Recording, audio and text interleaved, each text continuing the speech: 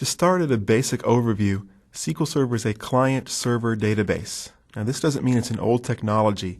It means that everyone who is talking to SQL Server is behaving as a client. It's a client process talking to the server process. So what happens is the client process, whether that's a front-end client or Access or .NET or a web service, internal to SQL Server will make a request to the database. The database then processes all of the requests inside of the database engine and returns only the record set. That's what makes SQL Server a client-server database. In contrast, Access would be considered a file-based database, in that the file server is only serving up portions of the database file, and all of the work is actually taking place at every client. That presents several problems because the file is then being spread around several machines. There's a lot of network traffic. Because SQL Server is a client-server database, it solves that problem and creates several advantages. For example, reliability is increased because all of the work is happening inside of the engine and the file is not being spread across the network. The data integrity rules and constraints are all being maintained inside of one server instead of several different front-end applications. All of this improves performance, not only on the network because there is dramatically less network traffic, but because a high-performance server can be dedicated to handling the database requests. And the job is actually split between the client portion of the work and the server portion of the work. So it distributes the workload between the clients and the server. And I can't emphasize enough the network advantage. If it was a file-based database like Access, you really have problems spreading the file across more than 20 or so clients. But SQL Server can normally handle, and often does, hundreds or thousands of clients. That would be impossible with an Access database. So let's take a closer look inside of SQL Server and become familiar with its different components. This is the server and the different components for the server. This computer represents the client, or really any client process that's communicating. Inside of the server, you'll notice at the bottom of the stack, there's a SQL OS. Now this is new for SQL Server 2005. The Microsoft team found that Windows was not sophisticated enough at handling threads and memory for SQL Server, so they developed an entire SQL Server OS inside of SQL Server 2005 to handle its own threads and memory, so it can support its own caches and locks and buffers and have much greater control over this than just allowing Windows to control the threads and the memory. This provides several advantages for SQL because it can control all of its internal resources. This allows it to host .NET, which gives it not only the ability for us to do .NET programming inside of SQL Server, but also all the .NET is then available for SQL Server to use right inside of itself. So let's take a look at some of these components. The biggest one by far is the Relational Database Engine. This is the component that receives query requests, parses them, figures out how to optimize them and how to process them, and then does the actual work. Below the Relational Database Engine would be the Storage Engine. Here it's represented by cache, locks, and buffers. The Storage Engine is what handles all of the I/O, handles the memory, takes care of all the data cache, the data buffers, and makes sure that the data is in memory for the Relational Database Engine to work with. SQL Mail is a new component for SQL Server 2005 and actually has the ability to send and receive SMTP mail requests. This replaces the old way in SQL 2000 that we had to load up a copy of Microsoft Outlook actually on the server, which caused a huge problem for security holes. It wasn't very reliable. It was a kind of feature that every DBA hated back in SQL 2000. So SQL Mail is a welcome addition. SQL Agent is actually a very powerful scheduler, which is capable of running maintenance jobs, running extract, transform, load, or ETL jobs.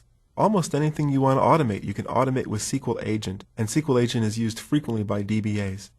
There are three services all combined together in the package of BI. One of the strengths of SQL Server 2005 is when you buy SQL Server 2005, depending upon your edition, you receive all of these services. You don't have to buy SQL Server and then buy another package for reporting services and another package for analysis services or data warehouse type services. So the three services for BI, business intelligence, that comes with SQL Server 2005 are reporting services, which gives you the ability to create beautiful looking reports and distribute them over the net. It's very, very powerful. Integration services, which is used to send and receive data into and out of SQL Server, it replaces the old DTS service in SQL Server 2000. Integration services is very powerful, and it is an enterprise-level ETL type tool, or extract, transform, load type tool. Analysis services has also been greatly beefed up from SQL Server 2000 to 2005. Analysis services is used for data mining, doing three-dimensional cubes for analysis.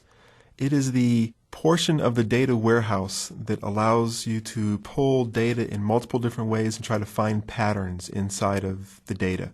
A problem with analysis services is not a very pretty front end, so typically people will use some other kind of front end or even Excel as a front end for analysis services. Other services that are used to communicate between servers, which is useful because there are often problems that need to be solved with more than one server, include distributed queries, service broker, and replication. Distributed queries are those queries that access data in other servers besides the primary server which is doing the work.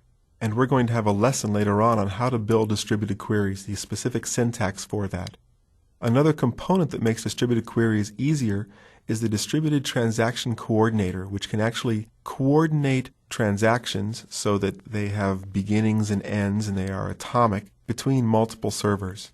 Service Broker is also new for SQL Server 2005. Service Broker is a high-performance work queue, sort of a table that can keep track of work that needs to be done in an asynchronous manner.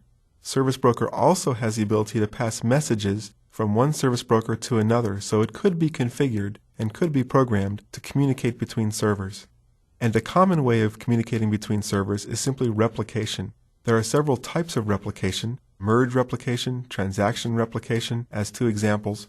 The primary thought of replication is that data that gets put on one server is replicated to another server. In addition to replication, SQL Server 2005 includes mirroring, which allows you to have a mirror of a database on another server.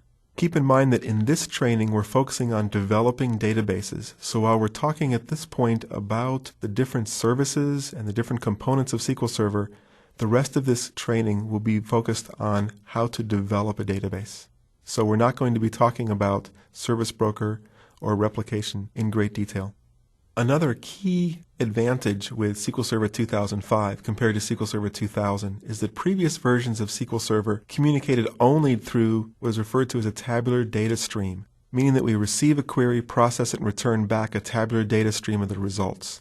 SQL Server 2005 includes the ability to build a web service, or the ability to receive a request via web services, process it, and then return back a result via the web service. It does not build the web service inside of SQL Server. Instead, it leverages the http.sys component of Windows Server 2003 or Windows XP. Another component which is leveraged by SQL Server is full-text search. And there's a lesson on full-text search coming up. Basically, this allows it to index every word inside of certain columns, so you can do fantastic text searches.